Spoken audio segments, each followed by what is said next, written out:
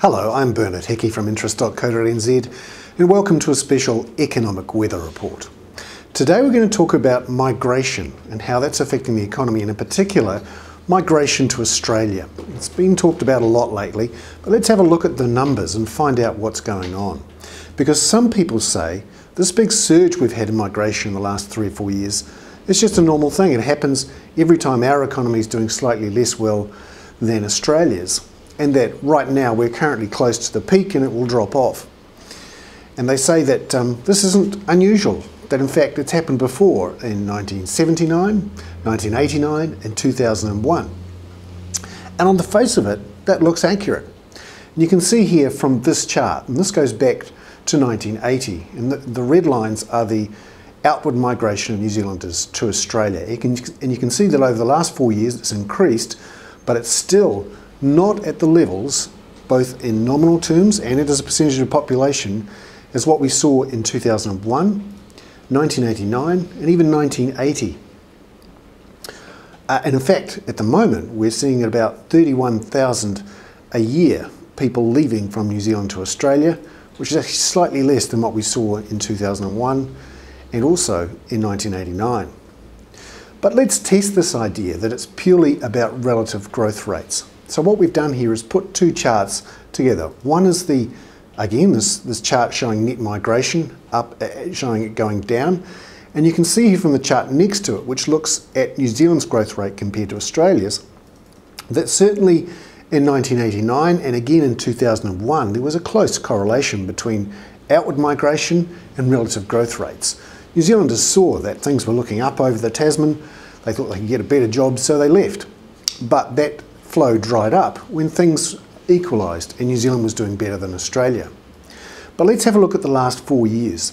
So you can see right at the end of the chart, there's only been a slight deterioration in our relative performance to Australia.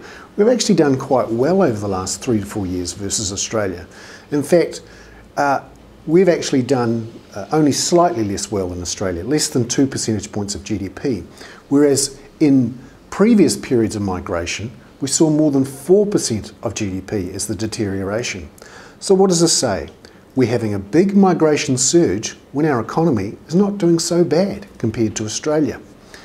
This really is strange, and it's worth having a look then at why we're going to Australia. This chart here shows you that our tax burden has increased relative to Australia since 1999. We've had the new 39% tax rate, and a bunch of other little taxes, and also no movement in the tax thresholds, means that our tax rates have actually increased relative to Australia's, where taxes have been falling there. And you can see here from this chart that it takes us longer each year to get to our tax freedom day than in Australia. Now that reflects a couple of things. Firstly, wages are higher in Australia, but it's interesting, if you have a look at this chart, our wage growth hasn't been that bad compared to Australia in the last 3 or 4 years. Previously, we've been getting around about 65%, maybe 70% of Australian wages. It's actually still only around 65%, not far off that 70%. So wages haven't fallen that much relative to Australia in the last few years, but people are still going. That suggests they have some worries about the future, and in particular, the future of after-tax income and what they can buy with that. And finally, it's worth having a look to at what we could do to improve this and to turn it around. Essentially, it requires a step change, a shift in our productivity growth, the amount of output per hour we each produce. I think that requires a big investment in our infrastructure, a flattening and a simplification of our tax structure, and also some improvement in our education system. And finally, it's not just about Australia's mines. You'll hear this from people who say, well, there's not much we can do. They've got this big hole in the ground in Australia. They keep digging it out, shipping it off to China. We just haven't got that. They're always going to win. Well, actually, when you have a look at the makeup of the Australian economy, this simply isn't true. About 85% of people employed in Australia have nothing to do with the mines.